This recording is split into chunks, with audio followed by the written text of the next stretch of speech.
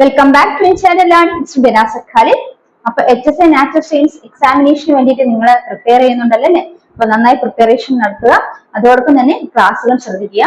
അപ്പൊ നമ്മൾ ഇന്ന് കോശത്തെ കുറിച്ചാണ് മനസ്സിലാക്കുന്നത്. കഴിഞ്ഞ ക്ലാസ്സിൽ നിങ്ങൾ കോശത്തെ കുറിച്ചാണ് പഠിച്ചുകൊണ്ടിരുന്നത്. അപ്പൊ ഇന്ന് നമ്മൾ മനസ്സിലാക്കുന്ന വിവിധ കോശാംഗങ്ങളെ റൈബോസോമുകളെ കുറിച്ചാണ് മനസ്സിലാക്കുന്നത്. റൈബോസോമുകളെ കുറിച്ച് നമുക്ക് എന്തൊക്കെ മനസ്സിലാക്കാം, അത് നമ്മൾ എന്തൊക്കെ പോയിന്റ്സ് ആണ് ഇത് മനസ്സിലാക്കേണ്ടത് കൂടെ നോക്കിപ്പോ. ഇവിടെ നോക്കിയേ, ഫസ്റ്റ് നമ്മൾ മനസ്സിലാക്കാൻ പോകുന്നത് റൈബോസോമുകൾ എന്ന് പറയുന്നത് എന്താണ്? കോശാംഗങ്ങളാണ് അല്ലെ? അപ്പൊ റൈബോസോമുകൾ എന്ന് പറയുന്ന ചെറുതരികളായിട്ടുള്ള കോശാംഗങ്ങൾ. ചെറുതരികളായിട്ട് ഈ കോശാംഗങ്ങളെ മൈക്രോസ്കോപ്പിലൂടെ ആദ്യമേ നിരീക്ഷിച്ച ശാസ്ത്രജ്ഞനാണ് ജോർജ് പാലഡെ. അപ്പൊ ജോർജ് പലാഡെ എന്ന് പറഞ്ഞ ശാസ്ത്രജ്ഞനാണ് 1953 ഈ പറയുന്ന റൈബോസോമുകളെ നിരീക്ഷിച്ചത്. റൈബോസോമുകളെ ആദ്യമേ നിരീക്ഷിച്ച ശാസ്ത്രജ്ഞനാണ് ജോർജ് പാലഡെ. 1953. അപ്പൊ ജോർജ് പാലഡെ പേര് കേട്ടാൽ നമ്മൾ എവിടെ ആലോചിച്ചോണം? റൈബോസോമുകൾ കണ്ടെത്തിയ ശാസ്ത്രജ്ഞനെ ഓർമ്മിച്ചോണം. ഇനി റൈബോസോമുകൾ നിർമ്മിച്ചിരിക്കുന്നത് എന്തുകൊണ്ടാണ് നോക്കാം. രണ്ടാമത്തെ പോയിന്റ് മനസ്സിലാക്കുന്ന റൈബോസോമുകൾ നിർമ്മിച്ചിരിക്കുന്നത് എന്തൊക്കെ ചേർന്നാണ്? റൈബോന്യൂക്ലിക് ആസിഡുകളും പ്രോട്ടീനുകളും ചേർന്ന റൈബോസോമുകൾ നിർമ്മിച്ചിരിക്കുന്നത്. റൈബോസോമുകൾ നിർമ്മിച്ചിരിക്കുന്ന പ്രധാനപ്പെട്ട ഘടകങ്ങൾ എന്തൊക്കെയാണ്? റൈബോന്യൂക്ലിക് ആസിഡും പ്രോട്ടീനും അല്ലെങ്കിൽ RNAയും പ്രോട്ടീനുകളും ചേർന്നാണ് റൈബോസോമുകൾ നിർമ്മിക്കപ്പെട്ടിരിക്കുന്നത്. ഇനി അടുത്ത് മനസ്സിലാക്കുന്ന പ്രധാനപ്പെട്ട പോയിന്റ് എന്താണ്? ഇവയ്ക്ക് സ്ഥരാവരണമില്ല. അപ്പൊ സ്ഥരാവരണമില്ലാത്ത കോശാംഗം ഏതാണ്? റൈബോസോമുകൾ സ്ഥരാവരണമില്ലാത്ത കോശാംഗങ്ങൾക്ക് ഒരു ഉദാഹരണമാണ് അല്ലെ? അപ്പൊ നമ്മൾ മനസ്സിലാക്കിയ പോയിന്റുകൾ ഓർത്ത് നോക്കൂ. ഇനി അടുത്ത എന്താണ്? യൂക്കാരിയോട്ടിക് റൈബോസോമുകളുണ്ട്, പ്രോക്യാരിയോട്ടിക് റൈബോസോമുകളുണ്ട്. അപ്പൊ പ്രോക്യാരിയോട്ടിക് റൈബോസോമുകൾ എന്ന് പറയുന്ന പ്രോക്യാരിയോട്ടിക് കോശങ്ങൾ കാണുന്ന റൈബോസോമുകൾ എപ്പോഴും എന്താണ്? 70S യൂണിറ്റുകളിലേക്ക് റൈബോസോമുകളെ 2 ഉപയൂണിറ്റുകളായിട്ടാണ് തിരിച്ചിരിക്കുന്നത്. റൈബോസോമുകളിൽ ഒരു വലിയ ചെറുതുമായ ഉപയൂണിറ്റുകൾ കാണപ്പെടുന്നു. അപ്പൊ 2 ഉപയൂണിറ്റുകൾ ആദ്യം മനസ്സിലാക്കേണ്ട. റൈബോസോമിൽ 2 ഉപയൂണിറ്റുകളുണ്ട്. അത് ഒരു വലിയ ഉപയൂണിറ്റും ഒരു ചെറിയ ഉപയൂണിറ്റും. അപ്പൊ ഇത്തരത്തിൽ ഉപയൂണിറ്റുകൾ ചേർന്ന റൈബോസോമുകൾ നിർമ്മിക്കപ്പെട്ടിരിക്കുന്നത്. അതിൽ നമ്മൾ പ്രോക്യാരിയോട്ടിക് റൈബോസോമുകൾ എടുക്കുകയാണെങ്കിൽ പ്രോക്യാരിയോട്ടിക് കോശത്തിലെ റൈബോസോമുകളുടെ റൈബോസോമുകൾ എന്ന് പറഞ്ഞാൽ എങ്ങനത്തെയുള്ള റൈബോസോമുകളാണ്? 70S റൈബോസോമുകൾ. അതായത് 70S റൈബോസോമുകൾ ഉപയൂണിറ്റുകൾ എന്ന് പറയുന്നത് ഏതൊക്കെയാണ് നമുക്ക് നോക്കാം. 70S റൈബോസോമുകൾ ഉപയൂണിറ്റുകൾ എന്ന് പറയുന്നത് 50S ഉം 40S ഉപയൂണിറ്റുമാണ്. മനസ്സിലാക്കുക, പ്രോക്യാരിയോട്ടിക് റൈബോസോമുകൾ എന്ന് പറയുന്നത് എത്രയാണ്? 70S റൈബോസോമുകളാണ്. അവയുടെ ഉപയൂണിറ്റുകൾ നമ്മൾ പറഞ്ഞു, റൈബോസോമുകൾ 2 ഉപയൂണിറ്റുകൾ അല്ലെ? അവർക്ക് 2 ഉപയൂണിറ്റുകൾ അല്ലെ? ആ 2 ഉപയൂണിറ്റുകൾ എന്തൊക്കെയാണ്? ഒന്ന് വലുതും ഒന്ന് ചെറുതും. അപ്പൊ ഈ പ്രോക്യാരിയോട്ടിക് റൈബോസോമുകൾ കൺസിഡർ ചെയ്യുകയാണെങ്കിൽ അവയുടെ ഉപയൂണിറ്റുകൾ എന്ന് പറയുന്നത് ഏതൊക്കെയാണ്? 70S റൈബോസോമുകളാണ്. ഏതൊക്കെയാണ് ഉപയൂണിറ്റ്? 50S ഉം 40S. അത് ക്ലിയർ ആയോ? അടുത്ത മനസ്സിലാക്കേണ്ടത് യൂക്കാരിയോട്ടിക് റൈബോസോമുകൾ. യൂക്കാരിയോട്ടിക് റൈബോസോമുകൾ എന്ന് പറഞ്ഞാൽ എന്താണ്? 80S റൈബോസോമുകൾ യൂക്കാരിയോട്ടിക് റൈബോസോമുകൾ എന്ന് പറയുന്നത്.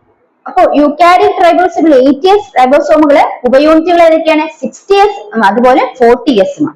ഇനി S എന്ന് പറയുന്നത് സുഡർബർഗ് യൂണിറ്റ് ആണ്. S എന്ന് നോട്ട് ചെയ്തത്. സുഡർബർഗ് യൂണിറ്റ് ആണ് S എന്ന് പറഞ്ഞാൽ അതിന് സെഡിമെന്റേഷൻ കോഎഫിഷ്യന്റ് അറിയപ്പെടുന്നത്. സെഡിമെന്റേഷൻ കോഎഫിഷ്യന്റ് ആണ് അറിയപ്പെടുന്നത്. ഇത് സാന്ദ്രതയും വലുപ്പത്തെയുമാണ് സൂചിപ്പിക്കുന്നത്. അപ്പൊ ഇത്തരം കാര്യങ്ങളാണ് നമ്മൾ റൈബോസോമുകളെ കുറിച്ച് മനസ്സിലാക്കേണ്ടത്. അപ്പൊ റൈബോസോമുകൾ പ്രധാനമായിട്ട് ആദ്യം മനസ്സിലാക്കേണ്ട പോയിന്റ് എന്താണ്? റൈബോസോം എന്ന് പറഞ്ഞൊരു സ്ഥരാവരണമില്ലാത്ത കോശാംഗമാണ്. ഇത് ആദ്യമേ കണ്ടെത്തിയ ശാസ്ത്രജ്ഞൻ ജോർജ് പലാഡെ ആണ് 1953. ജോർജ് പലാഡെ 1953. ഇനി മനസ്സിലാക്കിയത് എന്താണ്? റൈബോസോം നിർമ്മിച്ചിരിക്കുന്ന പ്രധാന ഘടകങ്ങൾ എന്തൊക്കെയാണ്? റൈബോന്യൂക്ലിക് ആസിഡ് RNAയും പ്രോട്ടീൻസും ചേർന്നാണ് റൈബോസോമുകൾ നിർമ്മിച്ചിരിക്കുന്നത്. ഇനി റൈബോസോമുകൾ 2 ഉപയൂണിറ്റുകൾ കൊണ്ടാണ്. റൈബോസോമിൽ 2 ഉപയൂണിറ്റുകൾ കാണപ്പെടുന്നു അല്ലെ? ഇനി അതൊരു വലിയ ഉപയൂണിറ്റും ഒരു ചെറിയ ഉപയൂണിറ്റും കാണപ്പെടുന്നു. ഈ പ്രോക്യാരിയോട്ടിക് റൈബോസോമുകൾ എന്ന് പറഞ്ഞാൽ എങ്ങനത്തെയാണ്? 70S റൈബോസോമുകളാണ് പ്രോക്യാരിയോട്ടിക് റൈബോസോമുകൾ എന്ന് പറഞ്ഞാൽ. അതിന്റെ ഉപയൂണിറ്റുകൾ കൺസിഡർ ചെയ്യുകയാണെങ്കിൽ ഏതൊക്കെയാണ്? 50S ഉം 40S ഉം ആയിരിക്കും. ഇനി യൂക്കാരിയോട്ടിക് റൈബോസോമുകൾ തന്നെ 80S ആണ്. അതിന്റെ ഉപയൂണിറ്റുകൾ കൺസിഡർ ചെയ്യുകയാണെങ്കിൽ 60S ഉം 40S ഉം ആയിരിക്കും. അപ്പൊ ഇതാണ് നമ്മൾ മനസ്സിലാക്കിയത്. ഇനി സുഡർബർഗ് യൂണിറ്റ് ആണ് S എന്ന് പറഞ്ഞിട്ട് S കൊണ്ട് നോട്ട് ചെയ്യുന്നത് മനസ്സിലാക്കി അല്ലെ? അത് സെഡിമെന്റേഷൻ കോഎഫിഷ്യന്റ് ആണ് അതിനെ സൂചിപ്പിക്കുന്നത്. സെഡിമെന്റേഷൻ കോഎഫിഷ്യന്റ് ആണ് സൂചിപ്പിക്കുന്നത്. ഇനി അതുപോലെ തന്നെ അതായത് ആകൃതിയും വലിപ്പത്തെയാണ് അവിടെ ആകൃതിയല്ല സാന്ദ്രതയും വലിപ്പത്തെയാണ് അവിടെ സൂചിപ്പിക്കുന്നത്. അപ്പൊ എന്താണ് ഈ സുഡർബർഗ് യൂണിറ്റ് S? അത് സെഡിമെന്റേഷൻ കോഎഫിഷ്യന്റ് അറിയപ്പെടുന്നത്. എന്തിനാ സൂചിപ്പിക്കുന്നത്? ആ സാന്ദ്രതയും വലിപ്പത്തെയാണ് സൂചിപ്പിക്കുന്നത്. ഇത്രയും കാര്യങ്ങളാണ് നമ്മൾ റൈബോസോമിനെ കുറിച്ച് പ്രധാനമായിട്ട് മനസ്സിലാക്കിയത്. അപ്പൊ അടുത്ത നമ്മൾ മനസ്സിലാക്കാൻ പോകുന്ന കോശാസ്ഥികളും അതായത് മനസ്സിലാക്കുന്നത് സൈറ്റോസ്കെൽറ്റിനെ കുറിച്ചാണ് മനസ്സിലാക്കാൻ പോകുന്നത്. അപ്പൊ കോശാസ്ഥികളും അല്ലെങ്കിൽ സൈറ്റോസ്കെൽറ്റിൽ പ്രധാനമായിട്ട് അറിയേണ്ട ഒന്നാമത്തെ പോയിന്റ് എന്താണെന്ന് നോക്കാം. എവിടെയാണ് ഇത് കാണപ്പെടുന്നത്? അതായത് കോശദ്രവ്യത്തിൽ വിശാലമായി വ്യാപിച്ചു കിടക്കുന്ന പ്രോട്ടീൻ തന്തുക്കളുടെ ജാലിക സമൂഹത്തെയാണ് കോശാസ്ഥികുടം എന്ന് പറയുന്നത്. അപ്പൊ കോശാസ്ഥികുടം എന്ന് പറയുന്നത് പ്രോട്ടീൻ തന്തുകളുടെ ജാലിക സമൂഹമാണ്. എവിടെയാണ് വ്യാപിച്ചെടുക്കുന്നത്? കോശദ്രവ്യത്തിലാണ് വ്യാപിച്ചെടുക്കുന്നത്. അപ്പൊ അത്തരത്തിൽ കോശദ്രവ്യത്തിൽ വ്യാപിച്ചു കിടക്കുന്ന എന്താണ് ജാലികാ സമൂഹമാണ്. എന്തിനാണ്? പ്രോട്ടീൻ തന്തുകളുടെ ജാലികാ സമൂഹത്തെയാണ് കോശാസ്ഥികൾ എന്ന് പറയുന്നത്. മനസ്സിലായി? ഇനി ഇതിന്റെ പ്രധാനപ്പെട്ട ധർമ്മം, ഇത് എന്തിനാണ്? ഇതിന്റെ ധർമ്മം എന്താണെന്ന് നോക്കാം. താങ്ങ് നൽകുക, അതുപോലെ ചലനത്തിന് സഹായിക്കുക, കോശത്തിന്റെ ആകൃതി നിർത്തുക എന്നിവയാണ് ഇതിന്റെ പ്രധാനപ്പെട്ട ധർമ്മങ്ങൾ. അപ്പൊ കോശാസ്ഥികുടത്തെ പ്രധാനപ്പെട്ട ധർമ്മം എന്തൊക്കെയാണ്? താങ്ങ് നൽകുക അല്ലെ. കോശാസ്ഥികുടം എന്ന അസ്ഥികുടം എന്നതിനെ വിളിക്കാൻ കാരണം തന്നെ അതിന് താങ്ങ് നൽകുന്നു, അതുപോലെ തന്നെ ചലനത്തിന് സഹായിക്കുന്നു, അതുപോലെ കോശത്തിന് ആകൃതി നൽകുന്നു. കോശത്തിന് താങ്ങ് നൽകുന്നു, ചലനത്തിന് സഹായിക്കുന്നു, അതുപോലെ തന്നെ ആകൃതി നിർത്തുന്നു. ഇത്രയും ധർമ്മങ്ങളാണ് ആര് നിർവഹിക്കുന്നത്? കോശാസ്ഥികുടം നിർവഹിക്കുന്നത്. അപ്പൊ കോശാസ്ഥികുടം എന്ന് പറഞ്ഞാൽ എന്താണെന്ന് മനസ്സിലാക്കി. ഫസ്റ്റ് പോയിന്റ് എന്താണ്? കോശദ്രവ്യത്തിലാണ് വ്യാപിച്ചു കിടക്കുന്നത് അല്ലെ. കോശദ്രവ്യത്തിൽ വ്യാപിച്ചു കിടക്കുന്ന പ്രോട്ടീൻ തന്തുക്കളുടെ ജാലികാ സമൂഹത്തെയാണ് എന്ത് പേരിൽ അറിയപ്പെടുന്നത്? കോശാസ്ഥികുടം എന്ന് അറിയപ്പെടുന്നത്. ഇനി അതിന്റെ പ്രധാനപ്പെട്ട ധർമ്മങ്ങൾ എന്തൊക്കെയാണ്? താങ്ങ് നൽകുന്നു അല്ലെ. താങ്ങ് നൽകുന്നു, അതുപോലെ ചലനത്തിൽ സഹായിക്കുന്നു, അതുപോലെ കോശത്തിന് ആകൃതി നിലനിർത്തുന്നു. ഇത്രയും കാര്യങ്ങൾ പ്രധാനപ്പെട്ട ധർമ്മങ്ങളെന്ന് ഓർത്തു വയ്ക്കാം. അപ്പൊ എന്താണ് കോശാസ്ഥികുടം? ചെറിയ അപ്പൊ നമുക്ക് അടുത്ത മനസ്സിലാക്കാൻ പോകുന്നത് എന്താണ്? സീലിയകളും ഫ്ലജലയെ കുറിച്ചാണ് മനസ്സിലാക്കുന്നത്. കോശാസ്ഥികുടം ക്ലിയർ ആയാലും അടുത്താണ് സീലിയയും ഫ്ലജലകളെ കുറിച്ച് മനസ്സിലാക്കാം. അപ്പൊ സീലിയം ഫ്ലജലയെ കുറിച്ച് മനസ്സിലാക്കേണ്ട പ്രധാനപ്പെട്ട ഒന്നാമത്തെ പോയിന്റ് ആയിരുന്നു നോക്കാം. കോശസ്തരത്തിൽ നിന്ന് പുറത്തേക്ക് ഉണ്ടാകുന്ന മുടിനാരിട പോലുള്ള വളർച്ചകളാണ് സീലിയകളും ഫ്ലജലുകളും. അപ്പൊ സീലിയം ഫ്ലജലം എന്ന് പറഞ്ഞാൽ എന്താണ്?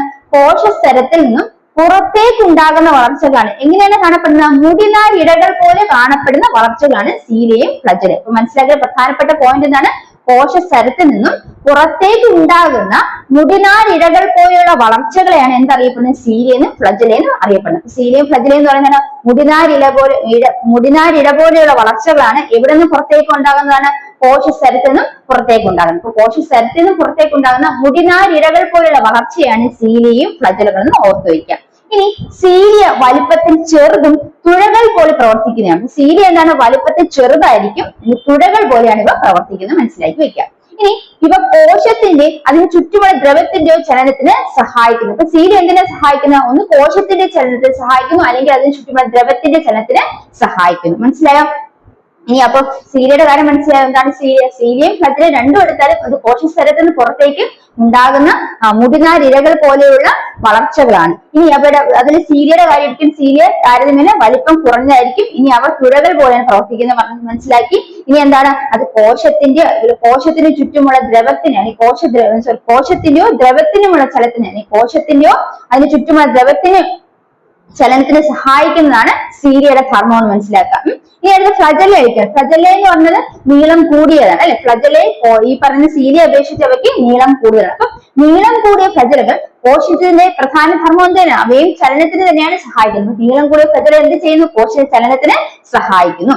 ഈ പ്രോക്യാരിയോട്ടിക് ബാക്ടീരിയകളിൽ ഫ്ലജല കാണപ്പെടുന്നുണ്ട്. പ്രോക്യാരിയോട്ടിക് ബാക്ടീരിയസിൽ ഫ്ലജല ഉണ്ട്. പക്ഷെ എന്നാലും യൂക്യാരിയോട്ടിക് ഫ്ലജലകളിൽ നിന്നും അതിന്റെ ഘടന തീർത്തും വ്യത്യസ്തമാണ് കേട്ടോ. അപ്പൊ ഇത്രയാണ് മനസ്സിലാക്കിയ പ്രധാനപ്പെട്ട പോയിന്റ്സ് നോട്ട് ചെയ്ത് വെക്കാം.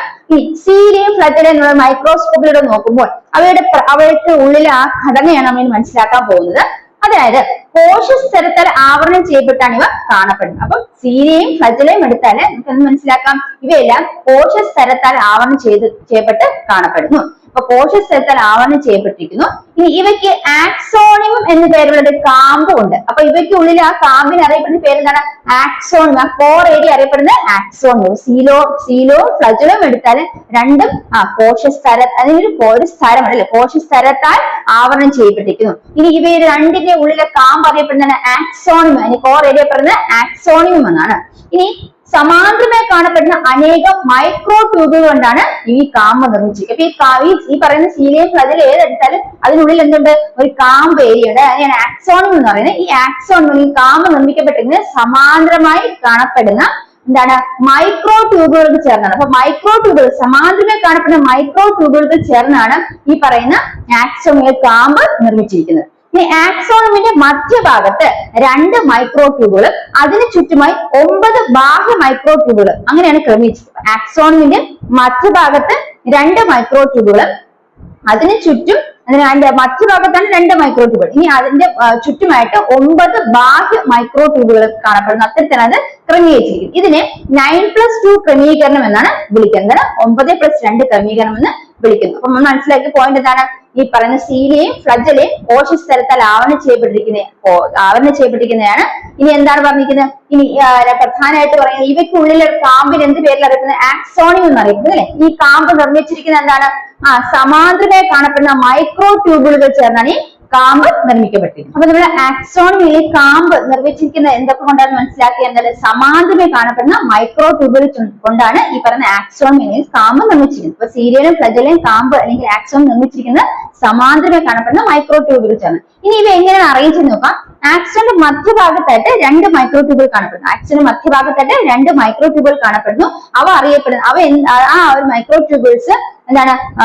2 എണ്ണം മാത്രമാണ് ഇവിടെ കാണപ്പെടുന്ന ആക്സോണിന്റെ മധ്യഭാഗത്ത് കാണപ്പെടുന്നത്. ഇനി അവയ്ക്ക് ചുറ്റും ഈ പറയുന്ന മൈക്രോ ട്യൂബുൾസിന് ചുറ്റുമായിട്ട് 9 ജോഡി ബാഹ്യ മൈക്രോ ട്യൂബുകൾ കാണപ്പെടുന്നു. ഇപ്പൊ 9 ജോഡി ബാഹ്യ മൈക്രോ ട്യൂബുകളും അതുകൊണ്ട് ആക്സോണിന്റെ കൂടെയുള്ള 2 മൈക്രോ ട്യൂബുകൾ ചേർന്ന് 9+2 ക്രമീകരണമാണ് ഇവിടെ പറഞ്ഞിരിക്കുന്നത്. ഇനി മനസ്സിലാക്കേണ്ടത് എങ്ങനെ? മധ്യഭാഗത്താണ് ഈ പറയുന്ന 2 മൈക്രോ ട്യൂബുകൾ ഇരിക്കുന്നത് അല്ലെ. ഈ മധ്യഭാഗത്താണ് 2 മൈക്രോ ട്യൂബുകൾ പൊതിഞ്ഞുകൊണ്ട് ഒരു മധ്യപാളി കാണപ്പെടുന്നു മനസ്സിലാക്കാം. ഇനി ഈ മധ്യപാളിയിൽ നിന്നും രണ്ടാമത്തെ പേര് മനസ്സിലാക്കുന്നത് മൈക്രോ ട്യൂബുകളിൽ മധ്യഭാഗത്ത് കാണപ്പെടുന്ന 2 മൈക്രോ ട്യൂബുകളെ ഒരു പാലം കൊണ്ട് ബന്ധിച്ചിരിക്കുന്നു മനസ്സിലാക്കാം.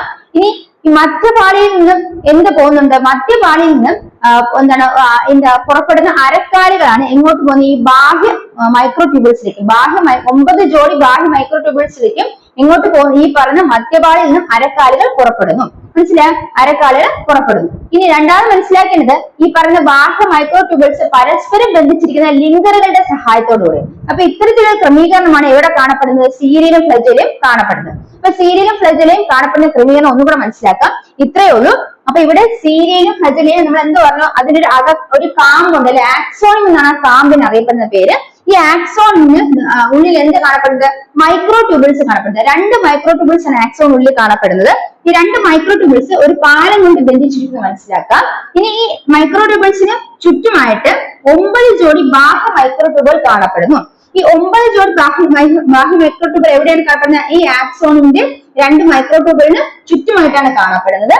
ഇനി പറയുന്നത് ഈ മധ്യഭാഗത്ത് കാണുന്ന മൈക്രോ ട്യൂബുകൾക്ക് പൊതിഞ്ഞ് ഒരു മധ്യപാളി കാണുന്നു. മധ്യഭാഗത്ത് കാണപ്പെടുന്ന മൈക്രോ ട്യൂബുകളിൽ പൊതിഞ്ഞ് ഒരു മധ്യപാളി കാണപ്പെടുന്നു. ഇനി ഈ മധ്യപാളിയിൽ നിന്നും അരക്കാലുകൾ എങ്ങോട്ട് പോകുന്നു? ഇതാണ് അരക്കാല. അരക്കാല എങ്ങോട്ട് പോകുന്നു? ഓരോ ബാഹ്യ മൈക്രോ ട്യൂബുൾസിലേക്കും പോകുന്നു. അങ്ങനെ 9 ബാഹ്യ മൈക്രോ ട്യൂബുൾസ് ഈ പറയുന്ന മധ്യപാളിയിൽ നിന്ന് പുറപ്പെടുന്ന അരക്കാലുകളുമായിട്ട് കണക്റ്റഡ് ആണ്. ഇനി മനസ്സിലാക്കേണ്ട മറ്റൊരു പോയിന്റ്, ഈ ബാഹ്യ മൈക്രോ ട്യൂബുകൾ പരസ്പരം ലിങ്കറുകളുടെ സഹായത്തോടെയാണ് ബന്ധപ്പെട്ടിരിക്കുന്നത്. അപ്പൊ ബാഹ്യ മൈക്രോ ട്യൂബുകൾ പരസ്പരം ലിങ്കറുകളുടെ സഹായത്തോടു കൂടിയാണ് ബന്ധിച്ചിരിക്കുന്നത്. മനസ്സിലാവും? ഇത്തരത്തിലുള്ള സ്ട്രക്ചർ ആണ് ഇതിനുള്ളത്. ഈ സീലിയലും ഫ്ലജലയിലും കാണപ്പെടുന്നത്. ഈ സീലിയം ഫ്ലജലയും എന്ന് പറയുന്നത് ഉദ്ഭവിക്കുന്നത് ബേസൽ ബോഡീസ്. സീലിയം ഫ്ലജലം ഉദ്ഭവിക്കുന്നത് എവിടെയാണ്? Basal bodies. ഇത്രയും കാര്യങ്ങളാണ് നമ്മൾ സീലിയം ഫ്ലജലായിട്ട് പ്രധാനമായിട്ട് മനസ്സിലാക്കേണ്ടത്. ഇപ്പൊ സീലിയം ഫ്ലജലയെ കുറിച്ച് നമ്മൾ എന്തൊക്കെ കാര്യങ്ങൾ മനസ്സിലാക്കിയത് ക്ലിയർ ആയല്ലോ. അപ്പൊ എവിടെയാണ് ഇത് കാണപ്പെടുന്നത്? ആ കോശസ്ഥലത്തിൽ നിന്ന് പുറത്തേക്ക് മുടി നാരിന പോലെ കാണുന്ന വളർച്ചകളെയാണ് സീലിയം ഫ്ലജല എന്ന് മനസ്സിലാക്കി. പിന്നെ സീലിയ എന്ന് പറയുന്നത് വലുപ്പത്തിൽ ചെറുതാണ്. അതുപോലെ തുഴ പോലെയാണ് അവ പ്രവർത്തിക്കുന്നത് മനസ്സിലാക്കി. ഇനി അതുപോലെ കോശത്തിന്റെ ചലനത്തിനും അല്ലെ കോശത്തിന് ചുറ്റുമുള്ള ദ്രവത്തിന്റെ ചലനത്തിനൊക്കെ സഹായിക്കുന്നത് സീലിയയുടെ ധർമ്മമാണെന്ന് മനസ്സിലാക്കി. ഇനി ഫ്ലജല അടിക്കാൻ താരതമ്യം സീലിയക്കാട്ട് നീളം കൂടുതലായിരിക്കും ഇല്ലേ. കോശ ചലനത്തിനാണ് അവയും സഹായിക്കുന്നത് മനസ്സിലാക്കി. ഇനി ബാക്ടീരിയയിൽ എന്തുണ്ട്? ഫ്ലജല ഉണ്ട്. പക്ഷെ ബാക്ടീരിയൽ ഫ്ലജല യൂക്കാരിയോട്ടിക് ഫ്ലജലിനും ഡിഫറെന്റ് ആണ് അതിന്റെ സ്ട്രക്ചർ മനസ്സിലാക്കി. ഇനി സീലിയലും ഫ്ലജലയും സ്ട്രക്ചർ ആണ് നമ്മൾ മനസ്സിലാക്കിയത്. അത് നമ്മൾ മനസ്സിലാക്കിയത് അതിൽ ഒരു കാമ്പുണ്ട് അല്ലെ. അതിന് ആക്സോൺ എന്നാണ് അറിയപ്പെടുന്നത്. ഇനി ആ കാമ്പിന് ഉള്ളിലാണ് കാണപ്പെടുന്ന മൈക്രോ ട്യൂബിൾസ് കാണപ്പെടുന്നത് അല്ലെ. സമാന്തരമായിട്ട് മൈക്രോ ട്യൂബിൾസ് അറേഞ്ച് ചെയ്തിരിക്കുന്നു. ആ കാമ്പിന് മധ്യഭാഗത്തായിട്ട് കാണപ്പെടുന്ന 2 മൈക്രോ ട്യൂബിൾസ് ആണ് കാണപ്പെടുന്നത്. അവയ്ക്ക് ഒരു പാലം കൊണ്ട് ബന്ധിപ്പിക്കപ്പെട്ടിരിക്കുന്നു.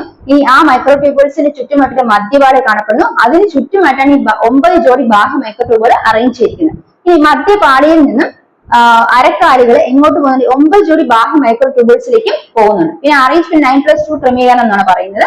അപ്പൊ മധ്യപാളിയിൽ നിന്ന് അരക്കാലുകൾ 9 ജോഡി ബാഹ്യ മൈക്രോ ട്യൂബിൾസിലേക്ക് പോകുന്നുണ്ട്. ഇനി ഈ ബാഹ്യ മൈക്രോ ട്യൂബുകൾ പരസ്പരം ബന്ധിച്ചിരിക്കുന്ന എന്തിന്റെ സഹായത്തിൽ? ലിങ്കറുകളുടെ സഹായത്തോടുകൂടി. ഇനി മനസ്സിലാക്കുന്ന പ്രധാനപ്പെട്ട പോയിന്റ് എന്താണ്? സീലിയം ഫ്ലജലയും നിർമ്മിക്കുക അല്ലെങ്കിൽ ഉദ്ഭവിക്കുന്നത് എവിടെ നിന്നാണ്? ബേസൽ ബോഡീസ് ആണ് ഉദ്ഭവിക്കുന്നത്. അപ്പൊ ഇന്നത്തെ ക്ലാസ്സിൽ നമ്മൾ എന്തൊക്കെ മനസ്സിലാക്കി? റൈബോസോമുകളെ കുറിച്ച് മനസ്സിലാക്കി, കോശാസ്ഥികൂടത്തെ കുറിച്ച് മനസ്സിലാക്കി, അതുപോലെ സീലിയം ഫ്ലജലയെ കുറിച്ച് മനസ്സിലാക്കി. ഇത് കുറച്ചുകൂടി ക്ലിയർ ആയിട്ട് നിങ്ങൾക്ക് കിട്ടിയെന്ന് വിശ്വസിക്കുന്നു. അപ്പൊ ഇതിന്റെ റിമൈനിങ് പോർഷൻസ് അടുത്ത ക്ലാസ്സിൽ കണ്ടിന്യൂ ചെയ്യാം. ഈ ക്ലാസ് നിങ്ങൾക്ക് യൂസ്ഫുൾ ആയെങ്കിൽ തീർച്ചയായും ചാനൽ സബ്സ്ക്രൈബ് ചെയ്യാം. അടുത്ത ക്ലാസ്സിന് വെയിറ്റ് ചെയ്യാൻ. Bye from me. Thank you.